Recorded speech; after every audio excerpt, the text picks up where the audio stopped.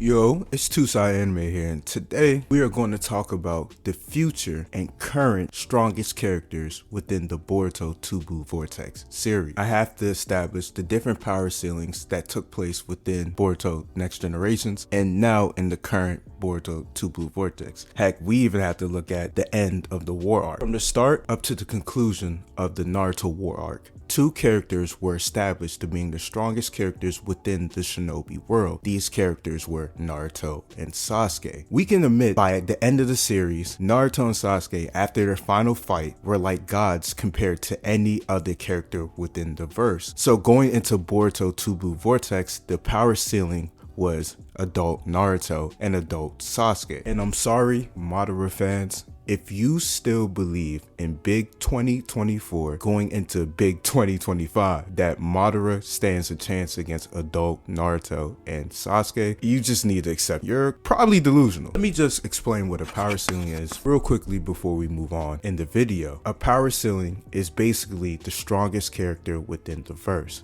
the character that everybody aims to defeat, the character that everybody falls beneath. So going into Boruto Next Generations, the power ceiling, the strongest characters within the verse were adult Naruto and Sasuke. Let's just take a look about how badly they beat Momoshiki. Momoshiki is just a do-bad in my opinion. He was hyped up since the end of the series going into Next Generations to be the next big bag, and he got clapped by a fatigued Naruto and a 50% Sasuke. So yeah, nobody was touching these two characters. And I can even mention Delta. She got washed by a Naruto that wasn't even trying. Next power ceiling, or the strongest character that was introduced to Boruto, was a character named Jigen. And Jigen body my goats worse than what Frieza did to Bardock when he destroyed the planet. The combination of Karma V1 and V2, Jigen easily dethroned Naruto and Sasuke as the strongest characters within the verse, and he was sitting proudly on that throne. That was until another power ceiling, strongest character, was introduced, and his name was Ishiki. Ishiki was so strong that Ikimoto had to create a new power-up for Naruto just to compete against the beast Ishiki, and that power-up was called Baryon mode. See, Baryon mode is very controversial within the power scaling community because a lot of people say when Naruto went Baryon mode, he was able to overwhelm Ishiki. But Baryon mode is no different than Gai Sensei releasing the 8 gates against Madara. It's a great move for the short term, but in the long run, you eventually lose all your powers and you can die, which ultimately happened to Naruto. Ishiki won that fight. If Ishiki had his perfect body, Naruto wouldn't have stand a chance in Baryon mode. By the time Baryon mode ended, Ishiki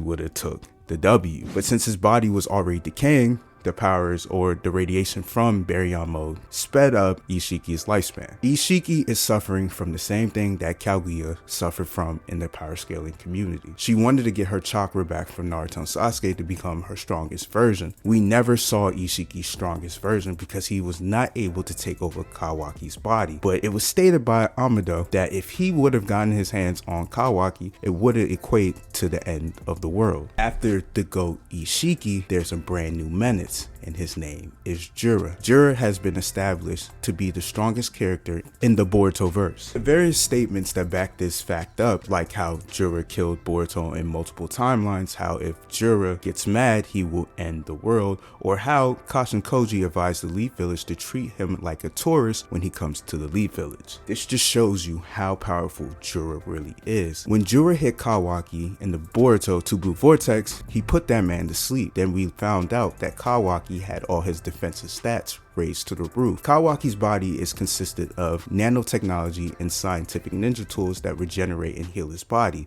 This allowed him to tank a V2 ki blast that he released on code when Damon reflected it on him, and he recovered literally a day after, showing you how powerful his defensive feats are. So if this wasn't turned off to the roof, Jura would have punched through Kawaki like how Sukuna punched through Choso during the beginning of the raid. Now that we established the different ceilings of power within the Boruto. We can now place every current and future character in the different categories. I'm going to start off with the characters I really don't care for. Well, not care for, characters I really don't have that much faith in. And the first one is really Kashin Koji. Kashin Koji fought against a 5% to 10% Jigen. The only reason why Kashin Koji wanted to fight Jigen is because he knew he would be weaker after fighting Naruto and Sasuke. And even in that fight, Kashin Koji wasn't able to do anything with 10% Jigen, but set him up for the ceiling jutsu that released his natural fire. Let's not talk about all the prep time that went into this plan. Factor in how poorly he did against Ishiki. Ishiki was toying with Kashin Koji. With that being said, Kashin Koji falls into the category below Jigen level. And I'm sorry if you guys get mad, it's the truth. Maybe he might show some new feats with the Shibai genes awakening his body. Let's talk about all the characters that fall under the category above Jigen level. These characters will be Limitless Code, Ida, Damon, and yes, you guys are going to hate me, base Boruto. I've explained Boruto's different power levels on multiple videos on this channel, but base Boruto right now is above Jigen level. And don't boo me, we all know Boruto is going to be way stronger than Jura by the end of the series once he gains control of his karma, V1 and V2,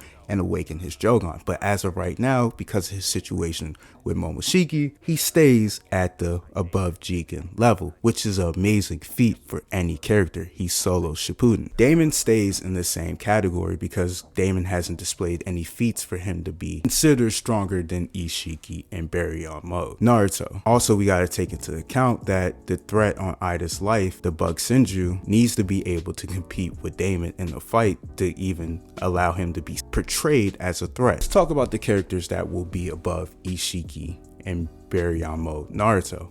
The first character is Full Power Kawaki. Yes, Full Power Kawaki will be stronger than base Boruto, and we know that he has limiters placed on his body. The next character is going to be, drumroll please, Boroshiki. When Boroshiki finally takes over Boruto's body and gets access to his karma abilities, he will be able to go toe to toe with Full Power Kawaki. And if you guys don't see the writing on the wall, this fight is going to result into Kawaki winning or something happening where Boruto will die, just like the Code Arc, and the Jogan will come. Above Boroshiki and time skip Boruto's body, and Kawaki will be Full Power Boruto. This will be Boruto resurrected from his death with the awakening of the Jogan, V2, and V1 in his arsenal, plus whatever new abilities Every other character within the series falls under the below adult Naruto and Sasuke level. I have hope for Sarada actually making it to above Jigen level with Mitsuki, but as of right now, that's where their power levels are at until we get new feats. And I know you guys are going to say time skip Boroshiki is featless, but we already know through the Code Arc that whenever Momoshiki takes over Boruto's body, he's way stronger than Boruto. So once he takes over Boruto's time skip body, this man is going to be a menace, which leads us to a like, comment, subscribe. Let me know what you think down in the comments, and I am out.